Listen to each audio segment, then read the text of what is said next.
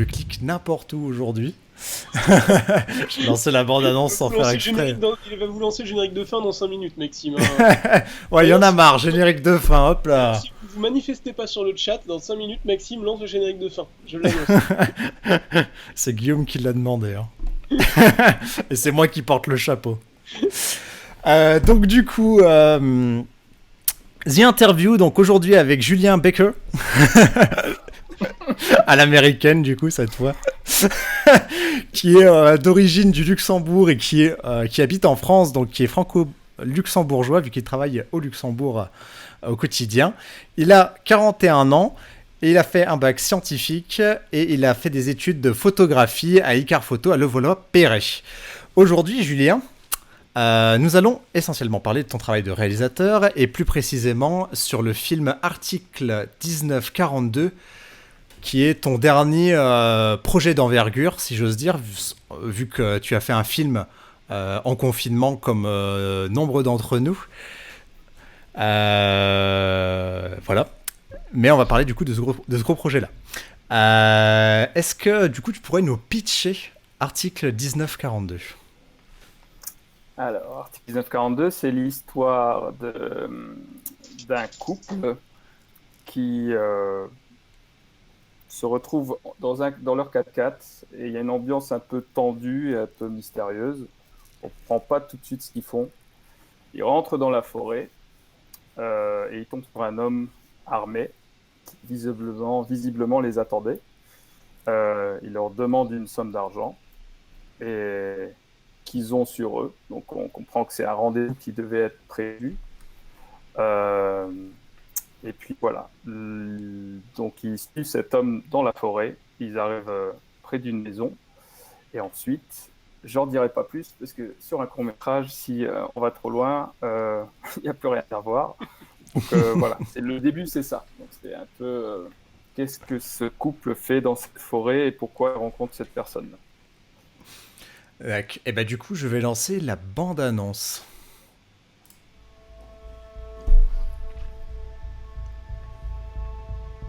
Vous l'avez transporté comme ça?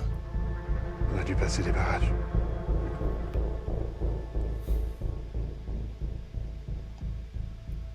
Je peux vous demander qui vous êtes? Je m'appelle David. Enchanté. Il a travaillé jour et nuit pour trouver la faille. Et s'il n'y arrive pas? Mais qu'est-ce que vous leur avez fait? Quoi? Lâchez-le.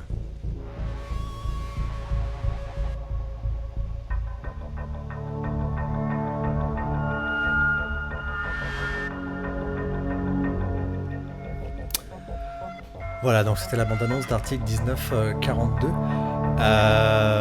On l'a vu il y a bien 3 semaines maintenant dans l'émission. Oui, on avait regardé. D'ailleurs, qui met ce cours est vraiment génial, qui avait été là au moment où on avait découvert ce court-métrage. Donc là, il dit c'est vraiment génial. Voilà, donc énormément de monde ont apprécié ton film, dont nous. On a fait beaucoup de retours a posteriori parce qu'il a soulevé énormément de questions et d'envie pour en avoir plus. Le film est disponible gratuitement librement sur Vimeo. Donc, sur YouTube aussi. Ah, sur YouTube aussi, d'accord. YouTube récemment.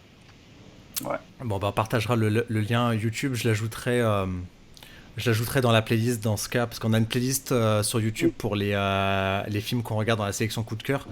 Donc du coup, j'en profiterai pour l'ajouter, tu fais bien de me le dire. Donc du coup, pour ceux qui n'ont pas vu... De toute façon, moi je les remets quand je repartage la vidéo de l'interview, etc. Vous pouvez à chaque fois retrouver la création, le film du créateur dans le... Je vais y arriver, dans la description et en haut à droite sur chaque vidéo dans les fiches, voilà. Donc y a pas de souci. Et vous pouvez aussi retrouver sur le site, je crois que tu as fait un article avec la sélection, Maxime. Oui, mais c'était celle de la semaine dernière. D'accord. Mais du coup, là, parce qu'on s'est mis à faire des articles, j'ai fait des articles depuis hier. Je suis le seul bon élève du groupe. Arrête de me culpabiliser. Donc du coup, je ferai un article sur cette émission-là et j'en profiterai pour remettre le lien. Du coup... Julien, est-ce que tu peux nous raconter la genèse du projet? Comment il est né? entre autres. Alors, comment il est né? Il est né d'envie, on va dire, d'histoires que j'avais envie de raconter, enfin d'ambiance, plus largement d'ambiance et de style d'histoire. Mais pour aller un peu plus au fond de l'histoire, mais du coup, bon, ça spoil un petit peu pour ceux qui l'ont pas vu, mais c'est pas grave. Après, c'est toi qui es maître. Ça, ici, sur Sofa Live, on pose sur la table, le réalisateur est maître de son spoil. Donc C'est si Jean t'as envie de... Tu as raison, mais qui a lancé cette règle la dernière fois, dans la règle de Winofilm, qui a réalisé Eden, qui a dit le réalisateur est libre de spoiler sa propre œuvre comme il l'entend. Donc Voilà, donc si tu veux en parler, tu as le droit de spoiler. Après, si tu n'as pas envie de le spoiler, on peut comprendre. Je pense que les gens... Je vais faire de mon mieux pour passer entre les gouttes, mais je crois que si tu essaies de parler d'un cours, sinon t'en parles pas du tout, quoi. C'est un peu compliqué. Les gens, ils avaient qu'à suivre le live il y a 3 semaines, ils auraient vu le film comme ça. Ou alors ils peuvent faire... Ah non, c'est un live, j'allais dire, ils peuvent faire pause, aller le voir et revenir. Enfin bref. Bon, en fait, je me lance. Vas-y. Le truc qui, en fait, perso, j'ai 2 enfants. Et autour de moi, j'étais dans un âge où beaucoup de connaissances avaient soit des enfants du même âge que moi ou commençaient à en avoir, et d'autres n'en avaient pas forcément, se lancer dans des procédures de fécondation in vitro ou même plus tard après l'adoption ou ce genre de choses. Et du coup, c'est quelque chose qui était présent dans ma vie et auquel je pensais. Je me disais, comment ça va se passer à l'avenir si d'autres possibilités arrivent? Comment on va gérer? Comment un lien pourra se créer entre des personnes et autre chose? On va dire ça comme ça. Et donc voilà, donc j'y ai pas mal pensé. De cette réflexion-là est née l'histoire d'Article 1942. Alors, c'est peut-être pas évident au premier coup d'œil, parce qu'après, il y avait une volonté de faire quelque chose de mystérieux. D'ailleurs, c'est ce que tu avais évoqué. On n'en sait peut-être pas assez ou ça va pas assez loin dans les explications. C'était une volonté à la base de rester assez vague sur l'univers dans lequel il se trouve et aussi d'essayer d'avoir une sorte de retournement ou de révélation à la fin. Ça, c'était les envies qu'il y avait. Et voilà. Donc la thématique, c'est, on va dire, la relation, pour faire court, quand je le présente, je dis que c'est plutôt l'amour, au sens large du terme, qu'on peut avoir. Et donc, ces différentes contraintes qui m'intéressaient et que j'ai voulu explorer. Donc voilà, comment est arrivé le scénario, enfin en tout cas l'histoire à la base. D'accord. Oui, en tout cas, la fin de ton film, elle fonctionne super bien. Enfin, tout le long du film, c'est vrai qu'on est dans le flou total, on se demande ce qui se passe, etc. Et c'est vraiment à la fin où on a l'explication de tout ça et qui nous envoie comme un pavé à la gueule, et ça marche super bien. C'est vrai que nous, on a pas mal réagi parce qu'on trouvait qu'il y avait... tu sais, il y a une double révélation en fait à la fin. Il y a à la fois, on découvre que la petite fille... qu'il y a une histoire d'Android Merde. Qu'il y a une histoire d'Android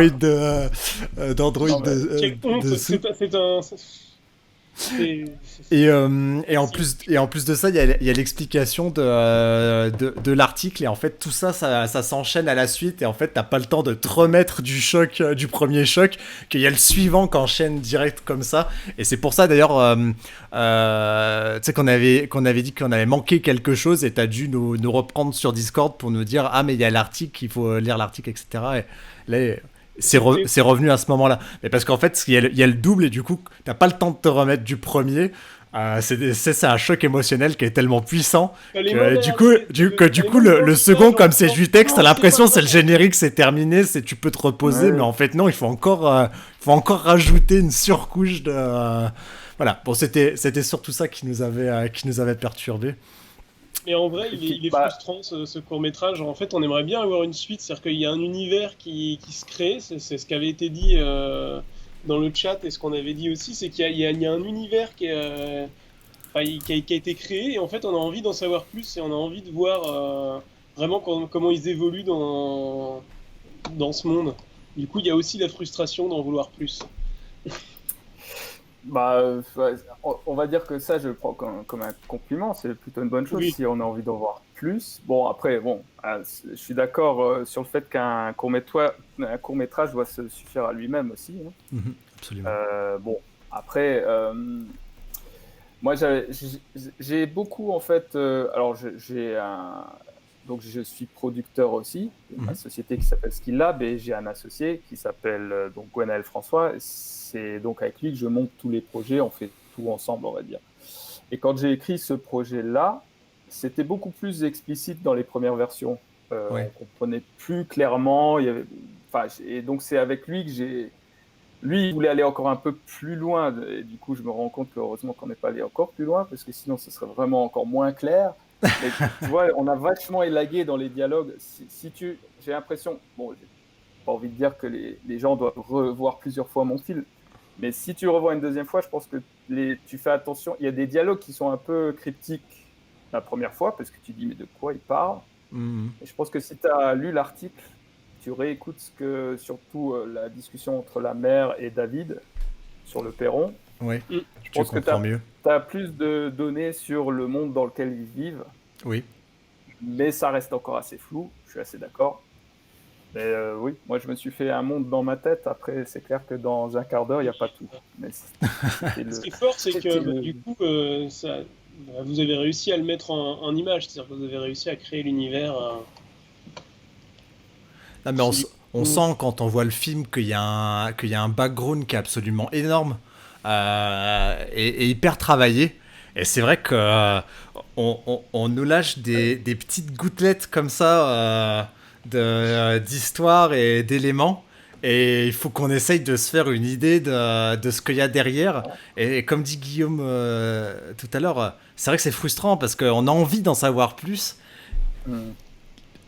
Et du coup, et du coup, ça vient à une question. Je pense qu'on peut la dire tout de suite. Mais est-ce que y aura une suite ou d'autres courts-métrages dans cet univers-là?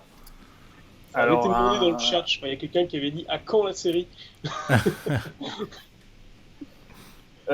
Pour être honnête, à un moment, enfin quand je l'ai sorti, parce que je l'ai donc sorti l'année dernière, celui-ci, à un moment, je me suis demandé si j'allais. Alors c'était la volonté à la base, c'était vraiment de faire un court-métrage, point. C'était pas du tout, j'avais pas imaginé de faire autre chose avec. Mais vu qu'on m'a plusieurs fois dit on aimerait en savoir plus, je me suis Ouf, on n'est quand pas les même premiers. demandé si j'avais pas développé un long métrage depuis ce cours-là, enfin genre une suite ou quoi. Je dois avouer que j'ai laissé un peu l'idée de côté par la suite. Parce que, comme je vous le dis, je l'ai sorti l'année dernière. Il a fait quelques festivals, mais ça n'a pas été la folie. Ouais. Enfin, je veux dire, il n'a pas eu le succès on espère, en fait. En tout cas, j'espérais qu'il ait plus de sélection. D'accord. Et du coup, voilà, sur les derniers temps, je me demandais si j'allais pas passer à autre chose, mais voilà, ça reste sur le côté, comme ça, oui, potentiellement, il y a quelque chose à développer. Alors, une série. En gros, il y a aussi autre chose, c'est que c'est quand même une thématique, enfin, un style qui est beaucoup, beaucoup utilisé, beaucoup développé. Il y a des belles séries, d'ailleurs, qui ont servi de référence, hein. Enfin, je veux dire, il y a Westworld, il y a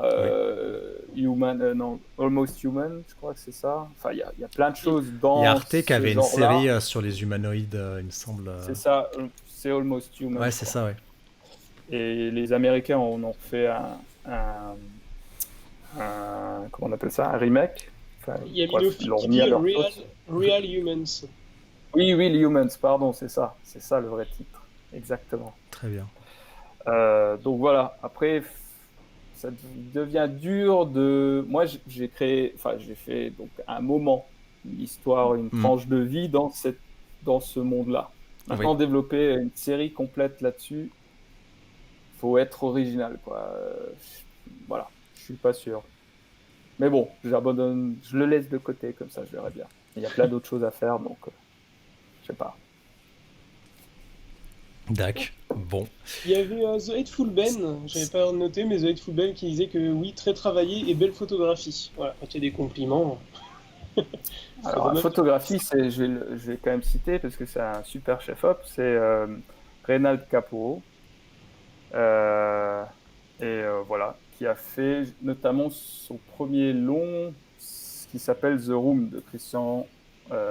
Alors, j'écorche toujours son nom, Blockman. The Room. Faites une petite recherche, vous verrez, il est très, très, très doué comme chef-op. Voilà. Ok, bah il a reçu plein de compliments lors du dernier live. Non, mais on voit qu'au au niveau image, il y a un boulot monstrueux. Ce qui en vient du coup à, ce qui en vient du coup à la question de quels moyens techniques ont été mis en œuvre pour arriver à ce résultat. Donc là, je parle de taille de l'équipe, matériel de tournage éventuellement, post-production, un peu des informations que tu aurais comme ça à communiquer pour donner une idée de la taille du projet dans les moyens mis en œuvre. Alors, on avait des gros moyens. Je vais dire ça parce que dans le monde du cours, c'est le cas. C'est spécifique aussi au Luxembourg. Va falloir que je m'explique plus longuement du coup. Mais bon, alors, je vais vous expliquer. On avait une équipe d'une trentaine de personnes. Mhm. Donc, en fait, c'est comme un tournage de long. Donc, il y avait tous les postes. Niveau matériel, on a tourné en Alexa avec des optiques anamorphiques. Donc, on va dire on était bien niveau matériel pour l'image. Et voilà, donc si vous voulez, je peux vous parler du budget. Ça va faire peur à un certain... Enfin, ça va faire peur. Bref, le film, il y avait 150 000 euros de budget pour le faire. Donc, il y en a plein qui sont en train de se dire ouais, avec 150 000 euros, moi je ferais un long métrage et tout ce que tu veux. Non, c'est possible. Après, voilà, c'est pour ça que je dis que ça dépend où tu mets l'argent après. Hein. Oui, et puis voilà. quand tu as des professionnels avec toi, il faut peut-être les rémunérer. C'est pas peut-être, c'est sûr. Les gens qui ont participé à ce projet, ils ont été payés, c'est obligé. C'est ça. C'est pour ça qu'on arrive à 150 000 euros. En gros, c'est qu'au Luxembourg, en France, alors il y a deux écoles différentes. Moi, j'ai croisé des réalisateurs français qui ont fait des cours avec des budgets de 170 000 euros en ayant le CNC, la région et tout ce que tu veux. Donc ça existe. Mais la majorité, c'est pas comme ça que ça se passe. Dans la majorité, ils ont très peu de moyens, ils ont une région peut-être, et du coup, ils payent un petit peu les gens, ou ils payent pas tous les jours qu'ils font. Il y a beaucoup de bonne volonté, il y a beaucoup de matériel qui est mis à disposition, ou bien de la post-prod qui est offerte, enfin ce genre de choses. Il y a ce genre de choses qui se font en France. La différence avec le Luxembourg, c'est que on a donc au Luxembourg un guichet. Les guichets, c'est comme ça qu'on appelle les lieux où tu peux avoir de l'argent pour faire tes films. Oui. Et ça s'appelle au Luxembourg le Film Fund Luxembourg. Donc, où tu déposes, un peu comme au CNC ou pour les régions, tu déposes ton dossier et tu passes devant un jury après, un comité, on appelle ça un comité, pas un jury, et ils acceptent ou pas de financer ton projet. Et au Luxembourg, tu as 120 000 euros pour un premier cours ou 150 000 pour les suivants. Moi, ce n'était pas mon premier, c'était mon second film, en tout cas que j'avais écrit. Donc j'avais le droit à 150 000. Mais dans ce cadre-là, au Luxembourg, tu as un tarif court-métrage, donc c'est bien plus bas que sur un long-métrage, mais tu payes tout le monde. De la même manière. Le matériel, tu le payes, il y a un tarif court-métrage aussi, mais tu payes. La post-prod, tu payes. Enfin, il n'y a rien de gratuit en fait. Tous les postes, tout est payé. Donc, ce que moi, je trouve super comme système, parce que, bon, les deux peuvent coexister. Je trouve ça génial de faire des films entre potes ou arriver à modifier, ou même pas entre potes, même des potes qui sont techniciens et professionnels, ou même réussir à convaincre des gens de travailler sur ton projet parce qu'ils trouvent ça génial et du coup ils sont prêts à travailler gratuitement dessus. Je trouve ça super et je trouve que c'est bien sur une fois ou deux, mais après tu peux pas, tu vois. Si toute l'industrie repose là-dessus, je trouve ça un peu compliqué. Alors que Mais ça a son côté pervers, tu vois. Au Luxembourg, tu te dis que eh ben, c'est bien parce que tu es dans le même moule que quand tu fais un long métrage, donc il y a tous les mêmes postes, ça se passe de la même façon, tu payes tout le monde. Mais après, bien sûr, des fois, tu aimerais que les gens soient un peu plus, donnent peut-être un peu plus de leur temps et tout ça. Mais non, vu qu'il y a de l'argent, du coup, bah, tu payes. Donc, tu vois, c'est un peu en trompe-l'œil, c'est ça que je veux dire. Ouais. Après, ça dépend des collaborateurs avec qui tu travailles. J'imagine qu'il y en a. Il y en a qui ont été plus à fond que d'autres dans le projet parce que ça leur parlait plus, qu'ils avaient peut-être plus envie de donner pour que ça réussisse, et d'autres peut-être un peu moins. Ils étaient tous à fond parce qu'ils sont tous professionnels. Et donc ils font ça, ils prennent ça au sérieux, tu vois. Oui, évidemment. Donc c'était là, j'ai pas du tout à me plaindre, c'est super. Mais en gros, ce que je veux dire, c'est j'ai un plan à effets spéciaux dans mon film. Oui. Enfin un plan, non, il y en a 4, et c'est une scène. On a eu un très bon prix, mais c'est le prix de certains courts-métrages, tu vois. Oui. C'est pas parce que c'est un pote qui me l'a fait gratuitement après son boulot. Voilà, c'est des professionnels qui ont travaillé dessus à un tarif un peu inférieur que d'habitude, mais voilà. Donc moi je trouve ça génial comme système. Je préfère, et c'est plus facile je pense, au Luxembourg que dans plein d'autres pays. Donc, c'est certain. Si tu déposes un dossier quelque part et on te donne 120 000 à 150 000 euros, alors je dis pas que c'est automatique, j'imagine qu'il y a des conditions, du coup. Bien sûr que non. Hein. Non. Après, bon, je suis pas le seul à vouloir faire des films, donc voilà, c'est loin d'être automatique et tu te fais refouler aussi. Ah, mais du coup, c'est quoi les conditions d'accès à ce film ? Alors, déjà, ouais, pour le court-métrage, c'est plutôt spécifique parce que du coup, c'est réservé aux luxembourgeois, aux résidents. Ce qui est... Donc en gros, même si je suis producteur au Luxembourg, je ne pourrais pas produire ton court-métrage en le déposant là-bas et en le finançant. C'est réservé aux gens qui vivent autour ou à Luxembourg. Et après, il y a, comme au CNC, il y a un comité de lecture ils analysent ton scénario. Et d'ailleurs, tu passes devant le comité, c'est ça qui est bien, tu passes devant le comité et tu peux argumenter. Donc, s'ils ne sont pas convaincus, tu peux réussir à les convaincre. Ouais. Bon, en général, ils ont quand même déjà un petit avis avant.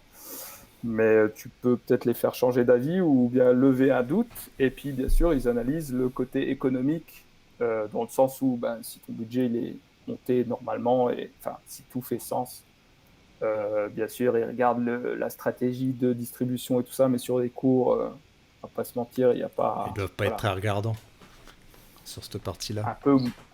Si, quand même, mais moins, on va dire.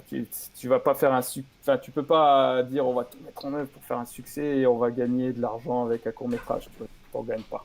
Donc, ça, ils le savent, ils sont quand même conscients du truc. Mais en bon, France, ça, je pense que c'est... Mais excuse-moi, termine. Je voulais juste dire que je pense que c'est tout à fait similaire à ce qui se passe en région ou au CNC, en fait. Moi, je suis pas sûr, mais... Proche. Ah bon ? Déjà, ils sont beaucoup moins généreux.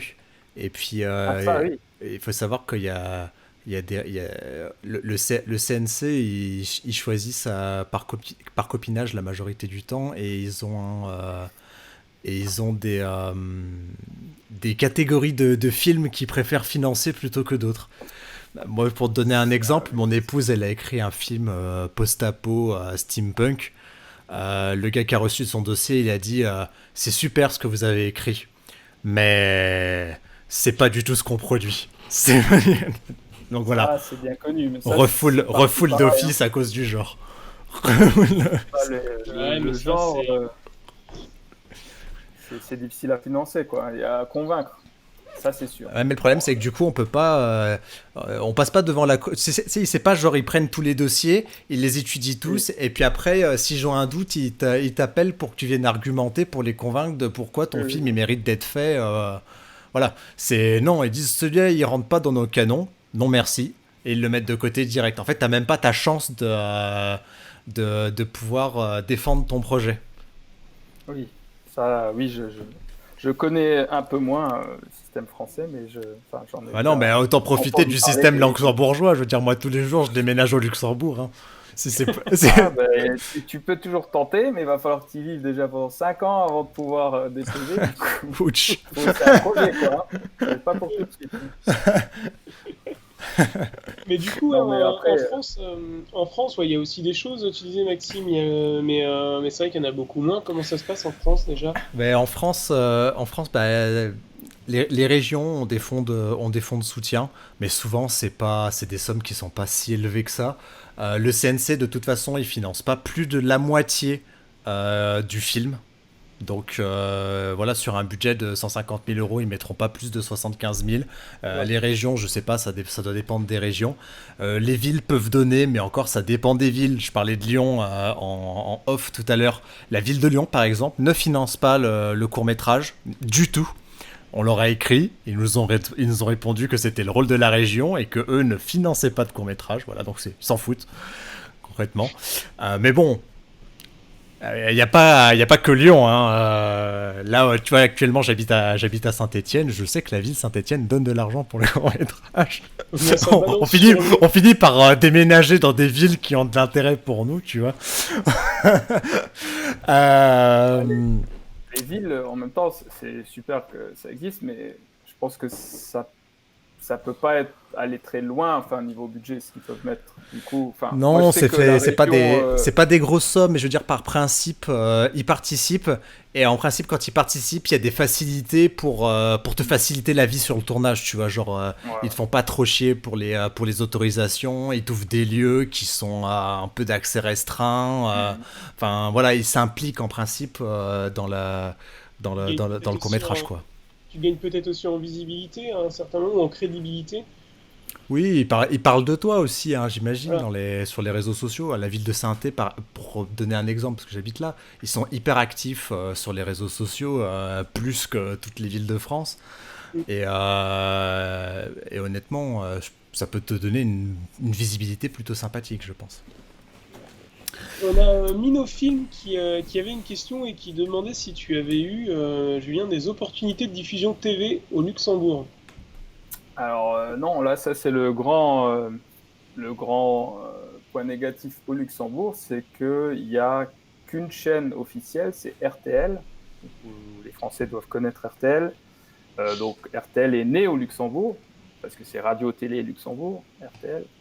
Et Oh donc mon il y a Dieu. une chaîne qui existe, mais c'est une chaîne qui diffuse surtout le soir. Et bon, ils font des soirées made in Luxembourg, mais voilà quoi, c'est pas vraiment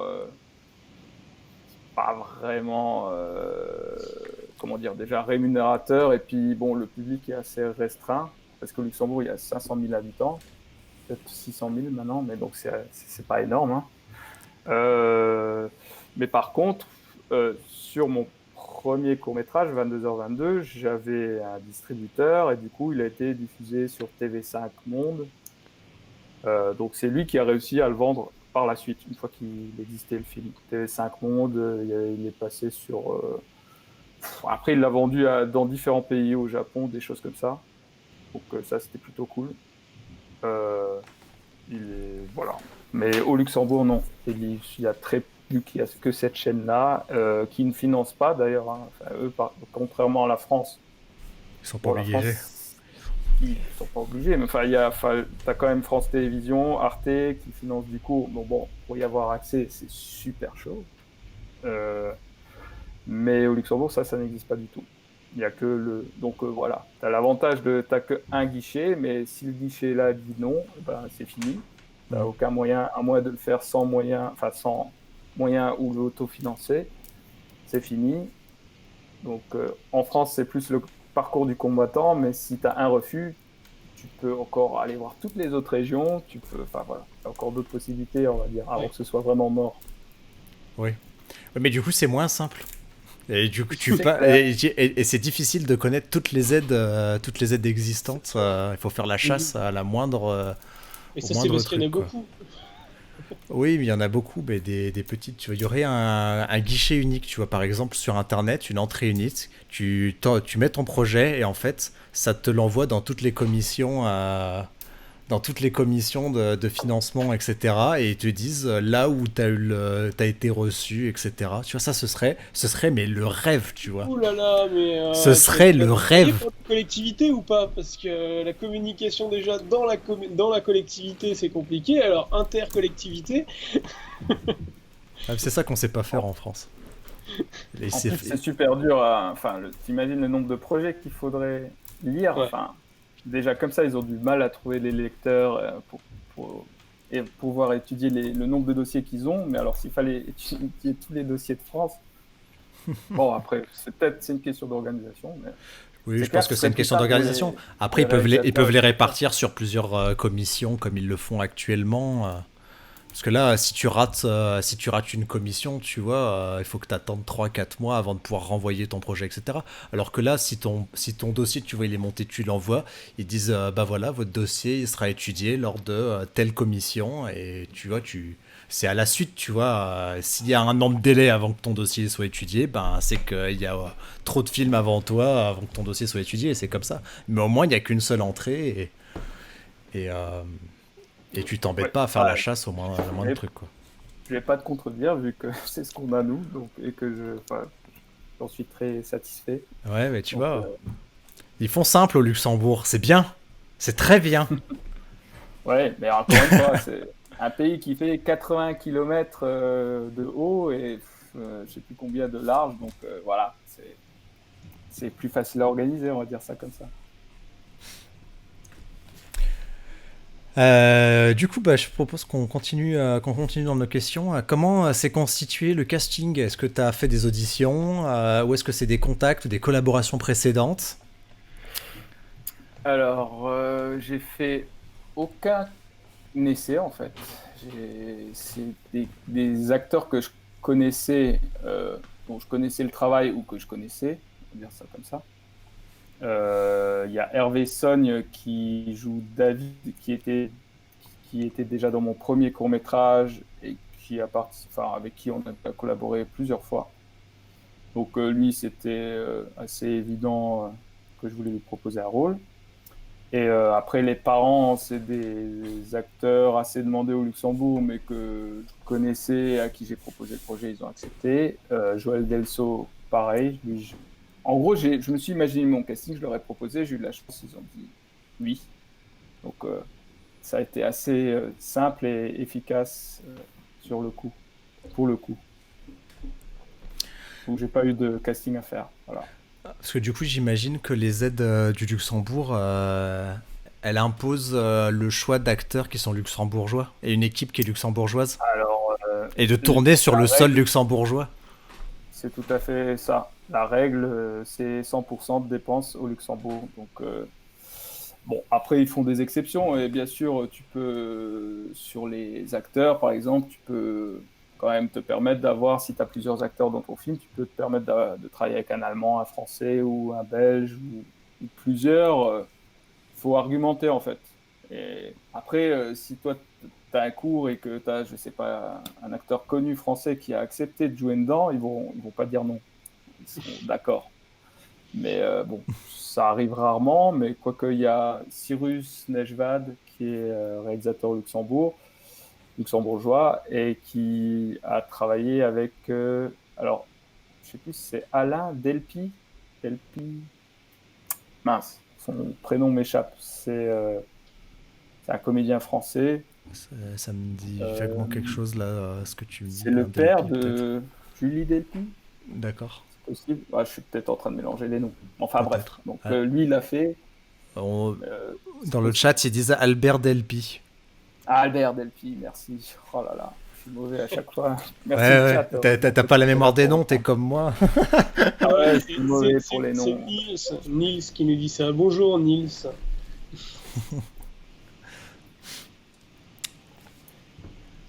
Ok, donc du coup, pas Voilà. d'audition et Donc, juste pas du casque que t'avais choisi ou quand avec qui t'as déjà collaboré et qui ont accepté d'office de tourner dans ton cours. c'est ça. C'est cool. Ouais. Et puis pour il y a le rôle qui était un peu compliqué à chercher, j'ai fait simple aussi, c'est ma fille, du coup, c'est Ouais. la petite fille, j'ai choisi ma fille. Oui. c'était plus simple. Oui. Parce que ça, c'est super dur de trouver les enfants acteurs et tout ça. Mais bon, Oui, puis j'imagine bah, qu'il y a le des rôle règles, il y a des règles contraignantes sur le jeu des enfants au Luxembourg, comme en c'est les France. mêmes que Ouais. en France, je pense plus ou moins. Mais enfin, donc tu dois avoir des autorisations. Enfin, sur Ouais. un cours, ils sont moins regardants, on va dire. C'est quand Oui. ça devient du long métrage, là, ouais. Mm.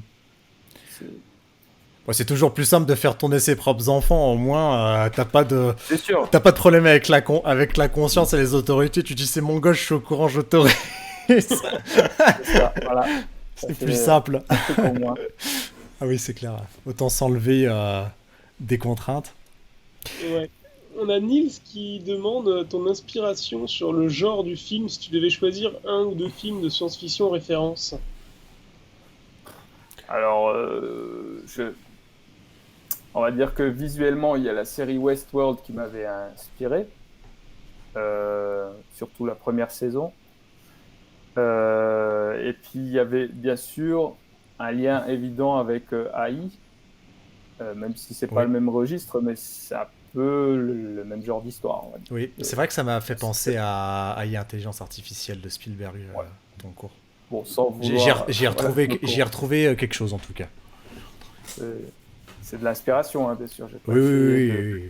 Ah, j'accuse pas. à ce niveau-là. Il accuse pas, mais il en Non. pense pas moins, Maxime. Non, non, mais je fais. De toute façon, Tu te rigoles. pour être complètement original, aujourd'hui, c'est presque impossible. Il y a forcément quelque chose qui est inspiré d'une autre œuvre parce que tu as été impacté, même si tu le fais pas, on va dire, volontairement. Il y a une inspiration qui se fait quelque part d'une œuvre que tu as déjà vue d'avant. Bon, après, moi, je crois, enfin, dans le cadre des courts-métrages, je trouve que ça peut servir à ça, tu vois. Ça peut servir à expérimenter des choses et je trouve pas ça dramatique de vouloir t'inspirer fortement Oui, d'une œuvre qui t'a plu pour essayer, pour te forger, pour apprendre. oui. Après, bien Pour sûr, maîtriser c'est les encore codes. mieux quand t'as, voilà, maîtriser les codes. Après, bien sûr, c'est encore mieux quand tu as certains auteurs qui sont des petits génies ou enfin qui sont surdoués et qui arrivent à créer un monde bien à eux et une patte tout de suite, quoi. Je veux dire, ça, c'est beaucoup plus rare. Mais c'est tout à fait... C'est en forgeant que tu deviens forgeron. Donc, Oui. Si tu t'inspires de choses et en respectant et en faisant pas du plagiat direct, il n'y a pas de mal, je crois. Puis, comme tu le dis, tout a été fait. Après, faut toujours essayer d'amener ça différemment, mais tout a été fait et souvent mieux ailleurs. Donc, voilà. Et puis souvent, quand tu débutes aussi, tu copies forcément ce qu'ont fait les autres. Tu veux refaire des trucs en disant ça, j'ai trouvé ça cool, je veux le refaire, etc. C'est aussi comme ça qu'on évolue jusqu'à à un moment donné Oui. Trouver son C'est style. clair. Après, moi, pour être honnête, vu que j'ai une mémoire de poisson rouge, il n'y a pas que les noms, quoi, parce qu'il y a même des films que j'oublie, que j'ai adorés, mais que j'oublie. C'est un gros problème, parce que du coup, j'ai l'impression d'avoir vraiment une culture cinématographique avoisinant le zéro, mais enfin, le truc, c'est que moi, j'ai rarement des exemples précis où je dis « Ah, j'ai envie de refaire ça ». Mais tout ce que j'ai vu m'a nourri et genre, du coup, ça ressort. Alors, des fois, ça peut ressembler et c'est pas volontaire. Mais bon, enfin, c'est comme ça, je veux dire. Ouais. Tout le Un monde. peu la difficulté, genre t'as une image en tête, mais t'arrives pas à mettre le nom dessus pour le retrouver, pour retrouver facilement la référence pour les gens. Et justement, il y a Nils37 qui pose des questions pièges dans ce sens et qui aimerait savoir tes 3 films favoris d'une manière générale. Oh, je suis trop nul pour faire ça. Je suis en sorte. Moi aussi, j'étais mauvais jusqu'à ce que je me fasse une liste pour m'en souvenir. J'avais ce projet aussi de liste à un moment. Donc, en fait, il je a dirais été jamais gentil, les il en demande 3, il en a pas demandé 1, tu vois. Il a été gentil, il en a demandé 3. Ouais. Bon, on va faire large, mais punaise. Non, c'est trop dur de choisir en fait. Pour faire des films quand même différents, je vais dire E.T. Mhm. Je vais dire The Crow. Et je vais dire Rencontre du troisième type. Et du D'accord. coup, j'ai pas cité un seul film de David Fincher que j'adore. Donc, je sais pas, Seven, tu vois, c'est assez Steven large. Spielberg est passé en premier. Ouais. Ouais. Ok, très bien. Seven, c'est un très bon film. Ah, Seven, ouais. C'était une claque, ça. Ouais. Presque Mais qu'il bon, aurait il pu y a remplacer d'autres genres. Rencontre du troisième type ou E.T. Bah, disons que Rencontre du troisième C'était type pas- et E.T. c'est un peu dans le même esprit, c'est des aliens qui viennent sur Terre, etc. Moi, je suis en fait, je suis né en 79, donc je suis amoureux des films des années 80, comme plein de monde. Donc Oui, moi, moi j'aurais aussi, pu mais je suis dire pas les né en Goonies, 79. Les Retours vers le futur. Ouais, bon, c'est pas réservé tu vois, tu peux aimer les films en noir et blanc des années 20, hein, du coup, il n'y a pas de problème.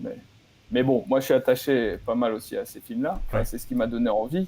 Mais tu vois, les Goonies, par exemple, ou Retour Oui. vers le futur, je Excellent. suis fan absolu. Ah oui. Mais j'aurais pas envie de faire un film comme ça, Ouais. bizarrement. Mais ça m'a nourri vachement. J'adore ça. Euh, mais bon, et puis après, ouais, Seven, c'était. Donc, tu vois, il y a un attachement à ces films-là aussi nostalgique. Ça t'a fait passer des moments incroyables. Moi, les Goonies, je me rappelle, je regardais ça en boucle et mon père m'a fait un jour une super blague. À la fin du film, il m'a dit, mais c'était encore l'époque des cassettes vidéo. Donc il me dit, mais t'as regardé après le générique? Je dis, bah non, pourquoi? Bah il y a le 2 après. Je dis, non, c'est pas vrai. Alors comme un fou, j'ai accéléré pour voir les Goonies 2, mais bien sûr, ça n'existe pas. Donc une grosse frustration.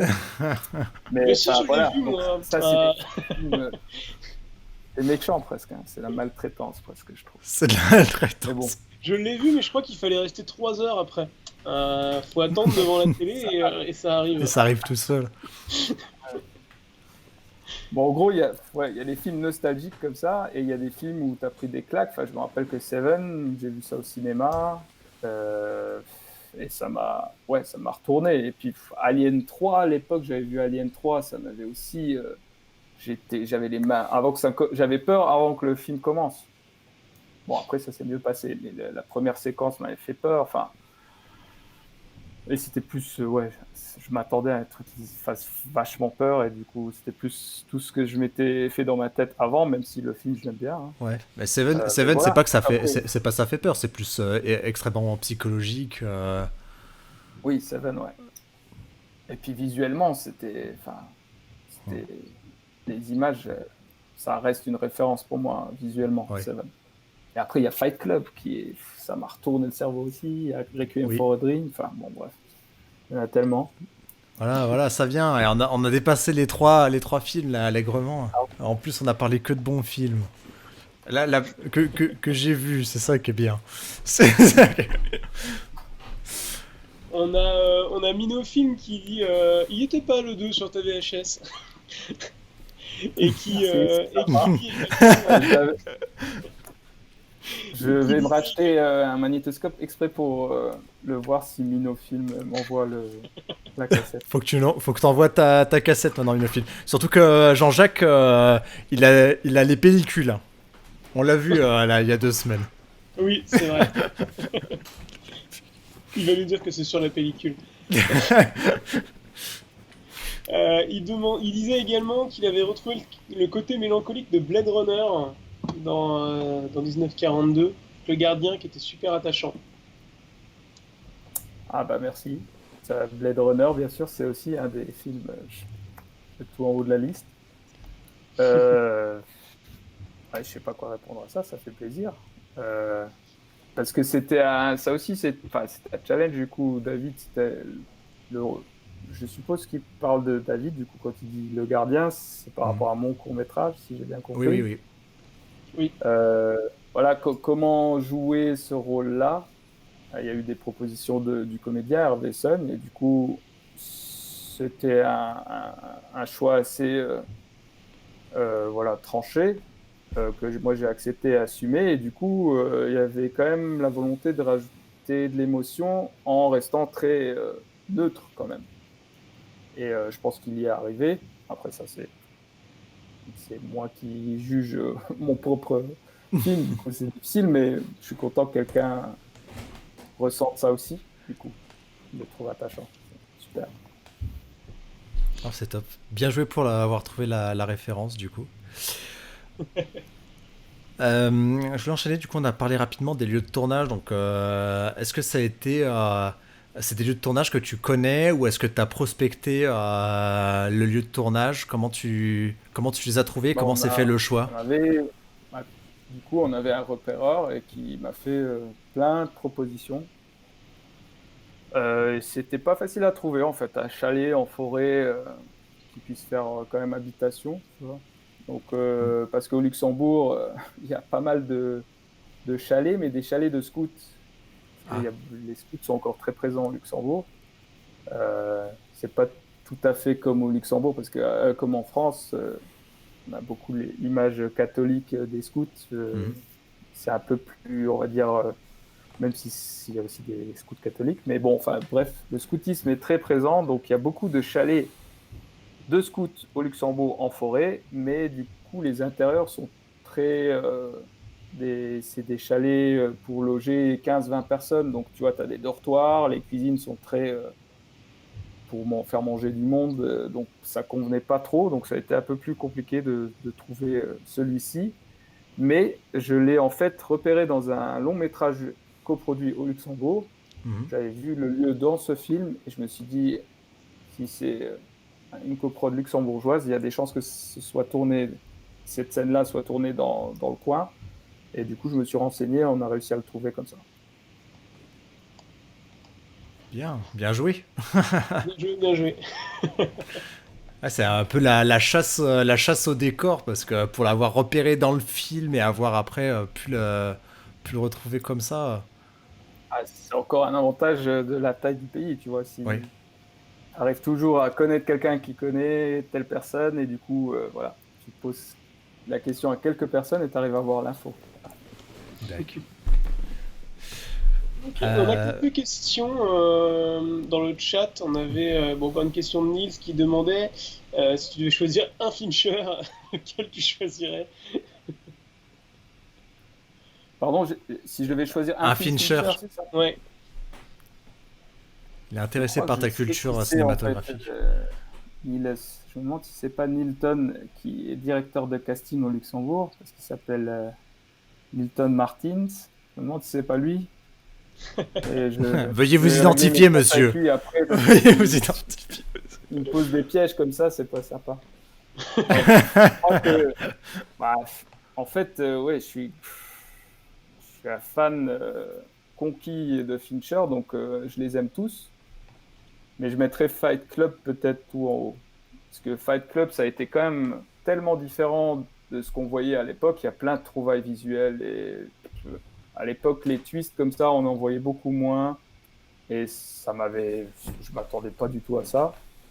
Mais bon, après, voilà. Tous les Fincher me plaisent. Gone Girl est génial.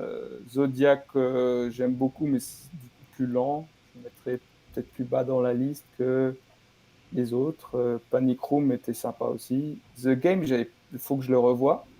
Parce que à l'époque, j'avais pas aimé.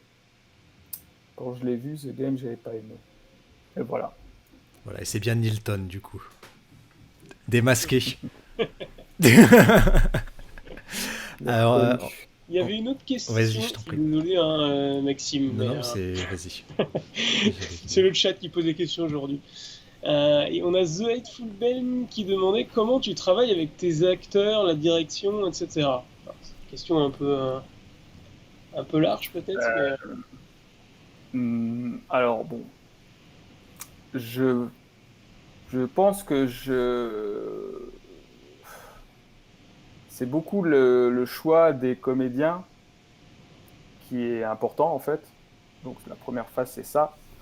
Et après, dans le travail, tu répètes les scènes et tu indiques vers quoi tu veux aller. Mais moi, je suis très friand des propositions. Et je suis du genre à pas être, par exemple, figé sur le texte. Parce que les dialogues, sauf dans certains cas où on a besoin d'être précis, ou alors si tout le film est basé sur des dialogues drôles. Enfin, mais bon, c'est pas le genre de choses que je fais moi, pour l'instant en tout cas. Mais je suis assez libre, donc je les laisse assez libres.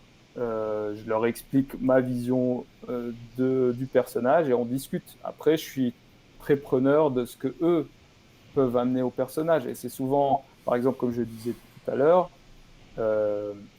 moi, l'aspiration principale pour le rôle de David, tu l'as vu? Je sais pas. Il y a un moustique qui me tournait autour. Du coup, c'est David dans Prometheus, donc Fassbender. Oui. Donc moi, je voulais quelqu'un de très carré et très propre sur lui et très voilà. Et l'acteur aimait moyennement l'interprétation de Fassbender comme dans ce film-là. Enfin, il préférait les androïdes dans les premiers Aliens, tu vois. Mm-hmm. Enfin bref, c'est des discussions si tu veux. Et lui m'a proposé certaines choses. Et du coup, en gros, quand tu es réalisateur, on te propose et tu peux disposer. Tu dis oui, non, ça me plaît pas, va plutôt vers là ou vers là. Mais c'est bien d'avoir des acteurs comme les tiens qui proposent des choses par rapport à des films ou des personnages qu'ils ont vus, parce que c'est pas tout le monde qui le fait. Et il y en a quand même une grosse majorité d'acteurs qui en fait attendent tout simplement que tu leur dises fais-moi ça. Et c'est vrai que je trouve ça plus intéressant de manière personnelle. Je pense que je fonctionne à mon avis un peu comme toi là-dessus. J'aime bien qu'en fait qu'on propose et dire oui, ça j'aime bien comment tu as envie de l'interpréter, parce que quelque part la proposition que fait l'acteur, c'est aussi quelque chose qu'il est en mesure de jouer. Et du coup, peut-être qu'il le fera mieux qu'une vision que tu vas lui imposer et qui sera peut-être pas la sienne du personnage. Ouais, bah après, je trouve que c'est les discussions que tu peux avoir avant qui, normalement, si tu as des bonnes discussions, l'acteur, il va pas te proposer quelque chose qui est complètement à côté de la plaque. Ou alors, tu n'as pas bien communiqué avec lui avant, tu vois, et où il n'a pas compris le personnage.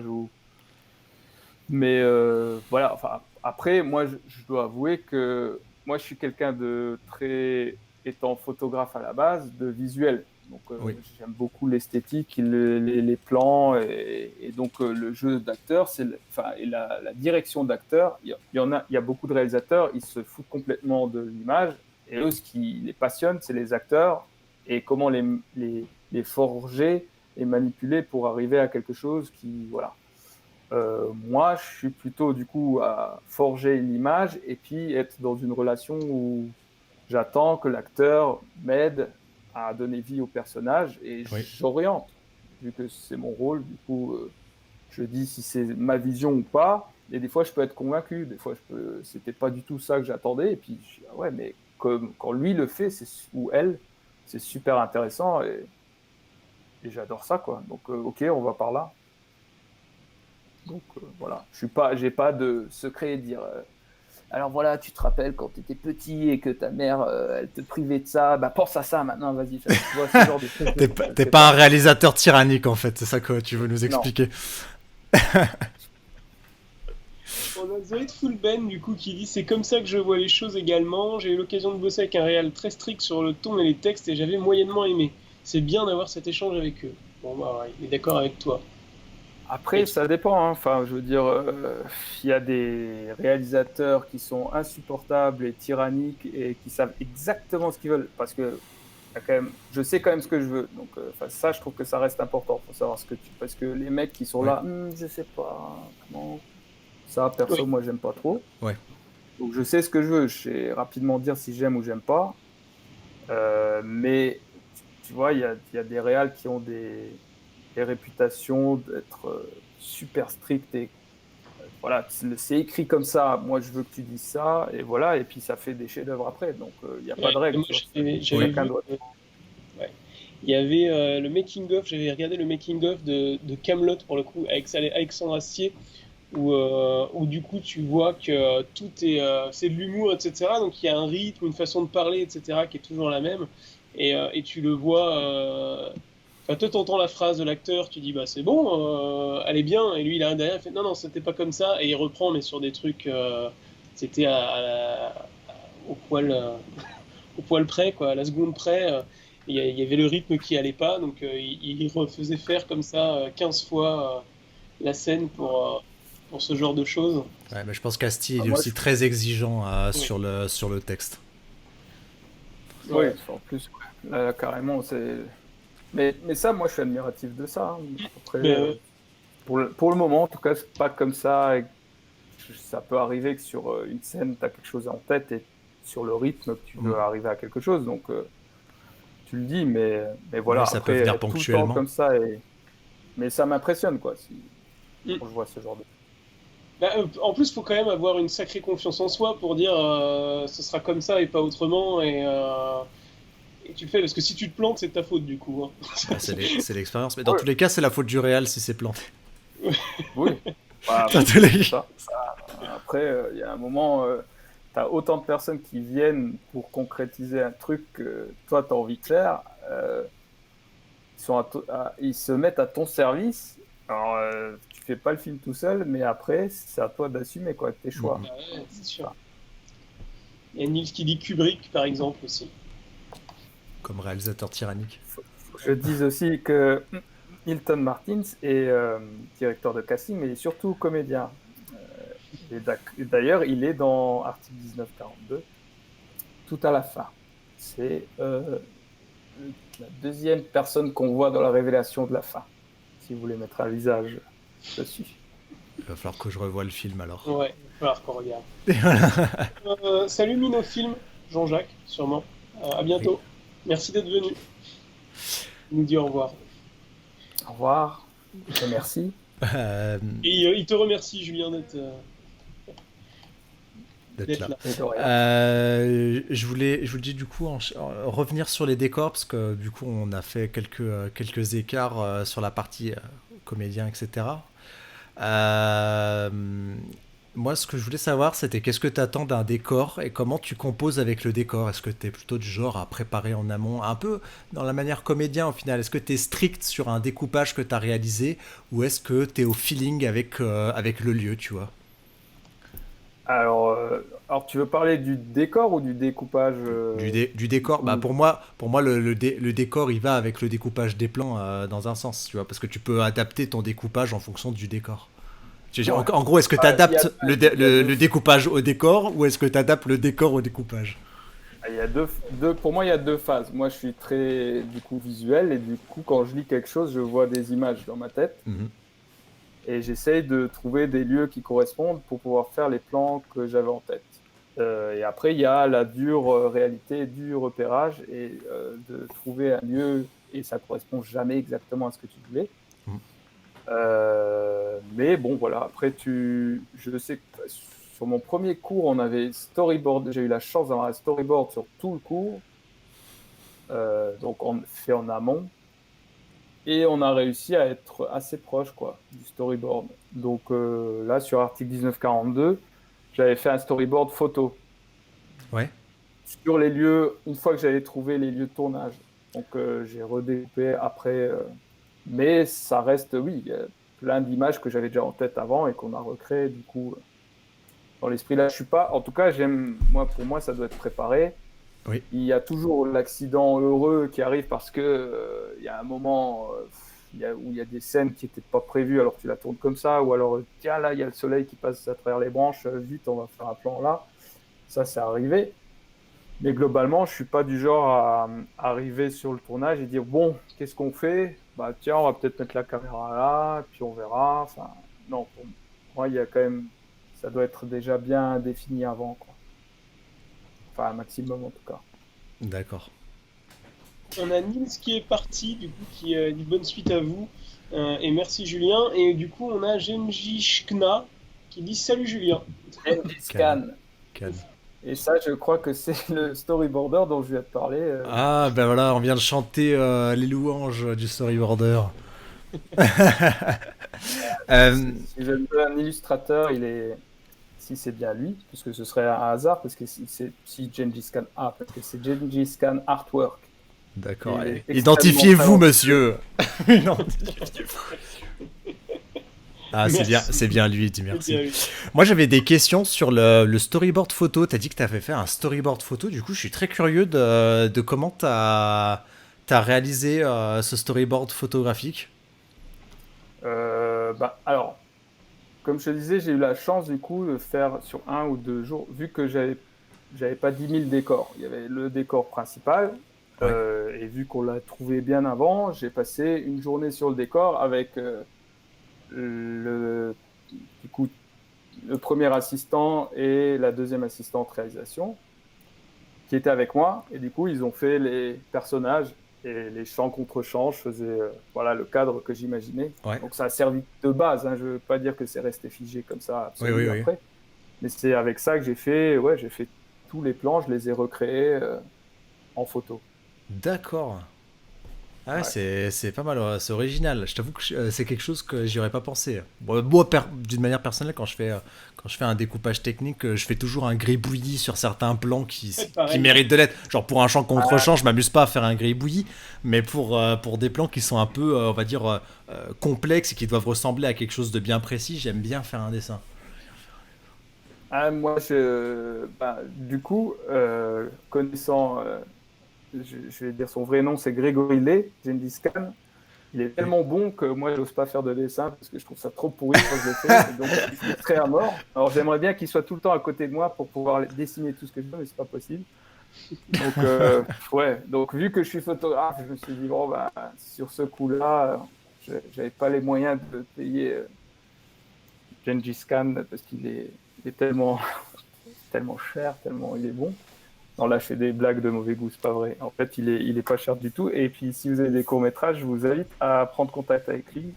Et il vous fait ça pour un tarif très intéressant. Mais pour le coup, pour Article 1942, je l'ai fait en photo. Voilà. D'accord. Ouais, très bien. Très intéressant Ouais. comme méthode. Il y a des applis intéressantes aussi sur téléphone.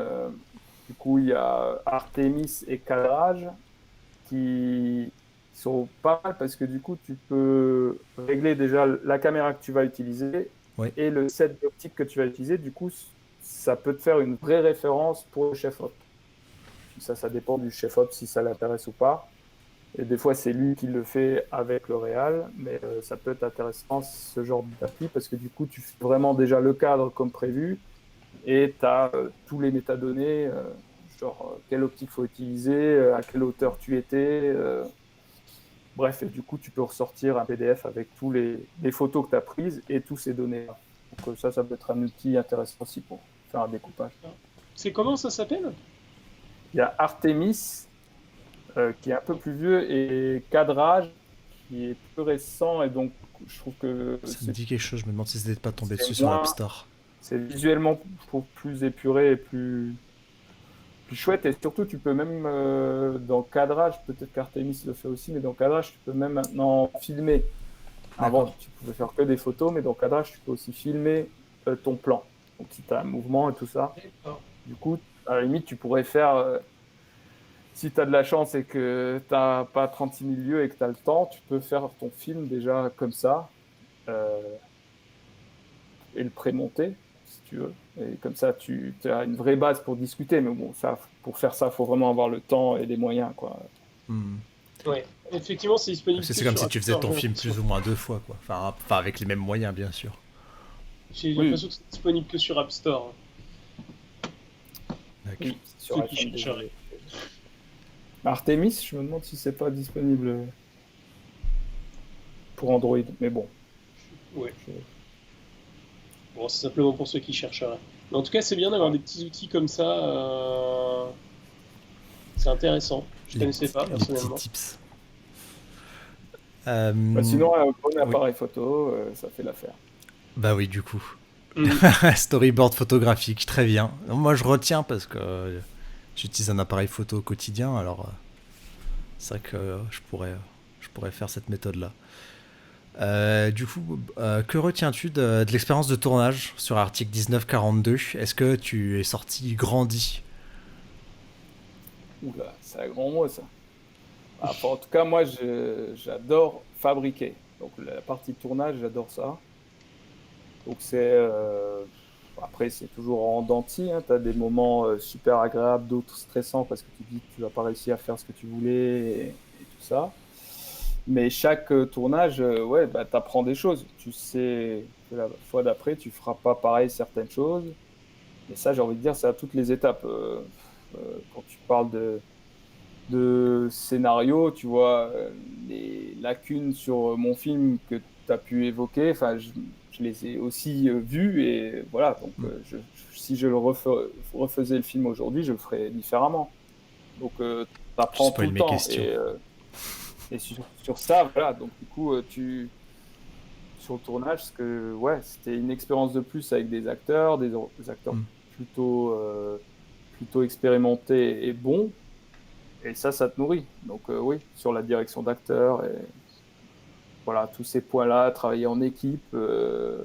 Et ouais, plus c'est professionnel, plus tu te rends compte de comment ça marche et voilà, que tu fais pas clairement pas un film tout seul, quoi. Enfin, si, c'est faisable, mais c'est très différent quand tu as une équipe et ça marche.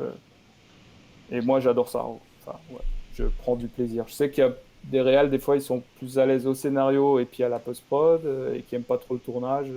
D'autres, c'est le contraire. Enfin, voilà. Moi, ça me plaît. Top.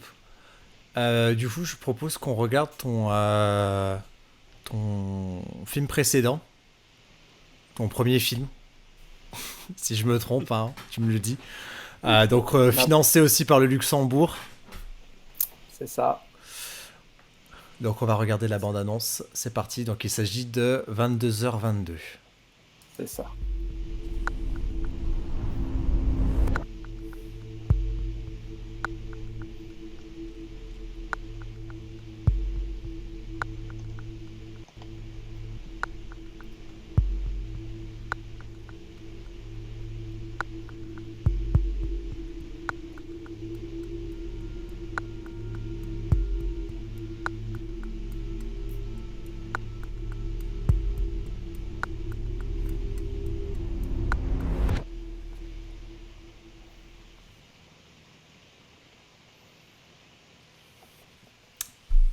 Donc, celui-là réalisé en 2013. Il est sorti en 2013. Donc il y a à peu près 6 ans d'intervalle entre article 1942 et 22h22. Ouais. Alors, il y a eu un autre court-métrage qui s'appelle Camille, Oui.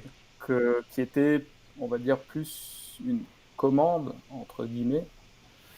C'est que au Luxembourg, il y a le Centre national audiovisuel, qui est donc une institution étatique, qui est aussi, c'est là où on archive les films et les photos au Luxembourg. Ils ont différents services et ils organisent tous les ans un concours de scénario pour les moins de 25 ou 30 ans. Il s'appelle Crème Fraîche et le gagnant, en fait, ils produisent le court-métrage et ils le font réaliser, parce que du coup, c'est considéré comme des scénaristes, ils le font réaliser en général par un jeune réalisateur qui a déjà fait quelque chose, ou moins jeune d'ailleurs, parce qu'il y a eu des plus confirmés aussi qui ont joué le jeu. Voilà, donc ça, j'ai fait ce film-là, mais du coup, je l'ai pas écrit moi. Et c'est pas une œuvre personnelle. Voilà, c'est moins personnel, même si voilà, je suis très content de l'avoir fait, c'était une super opportunité. Ouais. Mais du coup, c'est fait aussi, tu as la moitié de l'équipe, on va dire, qui est professionnelle, et en plus, tu as des stagiaires, des étudiants, en fait, c'est coproduit, je crois, avec le Centre national de la jeunesse, enfin, quelque chose dans le genre. Ouais. Donc, en gros, c'est pas tout à fait pareil. Donc, moi, j'ai tendance plutôt à compter entre guillemets les films qu'on a produits et que j'ai écrits du coup depuis le départ jusqu'à la fin. En parlant de compter, il y a quelque chose avec les deux, non? Avec les chiffres, ouais, en général. Ouais, c'est bizarre. Tu veux que je te raconte pourquoi c'est 22h22 et pourquoi c'est article 1942? Oui, oui, il y a sûrement quelque chose de super intéressant derrière ça. Alors du coup, j'attends, vu que tu le proposes, je dis oui. Euh, alors 22h22, c'est tout con.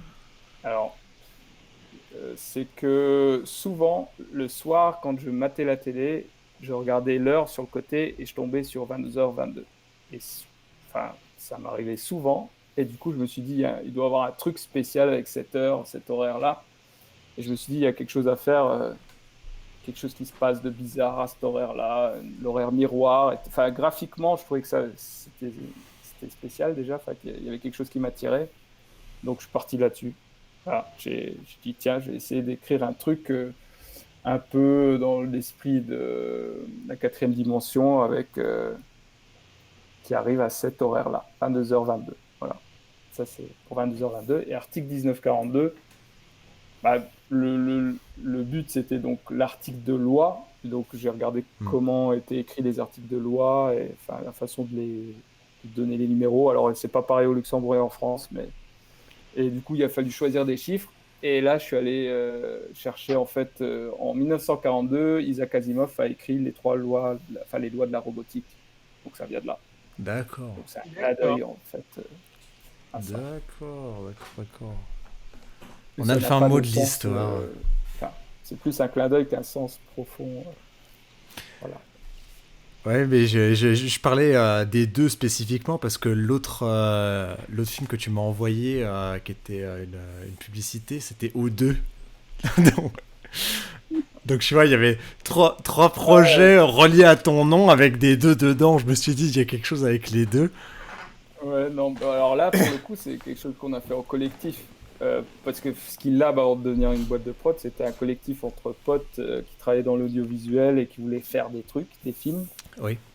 Et donc là, c'est O2 parce que c'est l'oxygène. Mais Oui. là, c'est un hasard. Là. Ça n'a rien à voir avec ouais.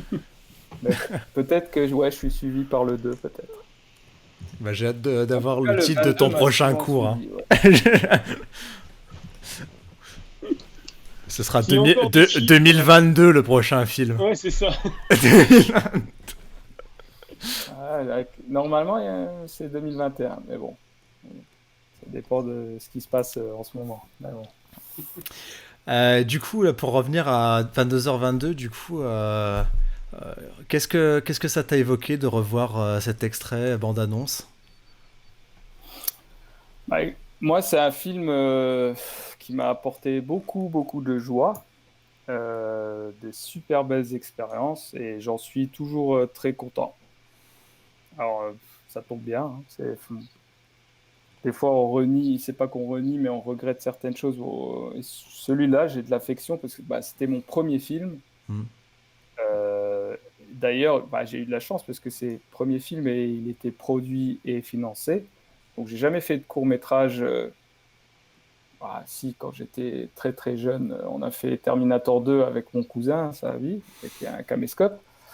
Mais sinon, j'ai jamais renouvelé. J'ai pas fait des courts-métrages entre potes. J'en ai pas fait tellement. Non, j'en ai pas fait que j'avais écrit. Donc, j'ai eu de la chance de faire tout de suite un film où il y avait une équipe. Mais par contre, je l'ai écrit 22h22 à l'époque où Skill Lab était donc encore un collectif. Enfin, c'était un peu avant. Et c'était, on va faire un truc qui coûte pas cher avec un acteur, un lieu de tournage. Je vais trouver une histoire autour de 22h22 pour ça.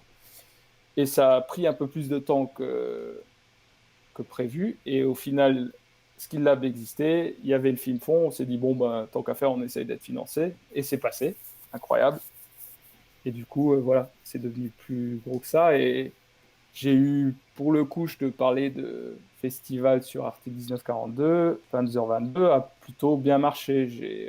J'ai gagné l'équivalent des Césars luxembourgeois avec ce cours. Oui. Ce qui m'a permis du coup de faire partie de ce qui s'appelle les Nuits en Or. C'est organisé par l'Académie des Césars en France. Ils prennent tous les films européens qui ont gagné l'équivalent d'un César et ils font une tournée en Europe où tu présentes ton film. Et, donc ça, c'était assez incroyable à vivre. C'était génial. Donc, pendant une semaine, on a fait une tournée dans des villes et des rencontres incroyables. Et j'ai eu des belles sélections avec ce film-là. Donc voilà, c'est plein de beaux souvenirs. J'étais à Gérardmer avec une bonne partie de l'équipe du film. On était en sélection à Gérardmer. Et ça, c'était génial. On a été invité en Corée du Sud avec le film. Enfin bref. Donc voilà, j'ai que du bon et je suis très attaché à ce film. Est-ce qu'aujourd'hui, tu le modifierais? Est-ce qu'il y a quelque chose que tu aurais aimé changer, faire autrement? Certainement, ouais. Alors là, je peux pas te dire quelque chose de précis. J'aurais du mal. Mais et puis surtout, ça fait un moment que je l'ai pas regardé. Euh, mais voilà. Après, il y a des scènes qui étaient écrites qu'on n'a pas pu tourner. Peut-être que j'aimerais bien quand même les tourner. Hmm. Ouais, il y a des petits détails. Où j'aurais peut-être été plus loin, mais voilà, c'est mon premier. Il est comme ça. Enfin, de toute façon, j'aime bien passer à autre chose. Enfin, je sais pas du. Oui. Parce que même à l'époque, pareil, 22h22, d'ailleurs, l'acteur Hervé Sun qui jouait dedans m'a beaucoup poussé. Il m'a dit, mais développe-le en long et tout ça. Et j'ai jamais eu envie, quoi. J'aime bien faire une chose et faire autre chose après. Enfin, un autre projet, quoi. Ouais. Maintenant, ouais. Donc, je pourrais pas te dire ce que je ferais autrement, mais certainement, il serait pas pareil aujourd'hui.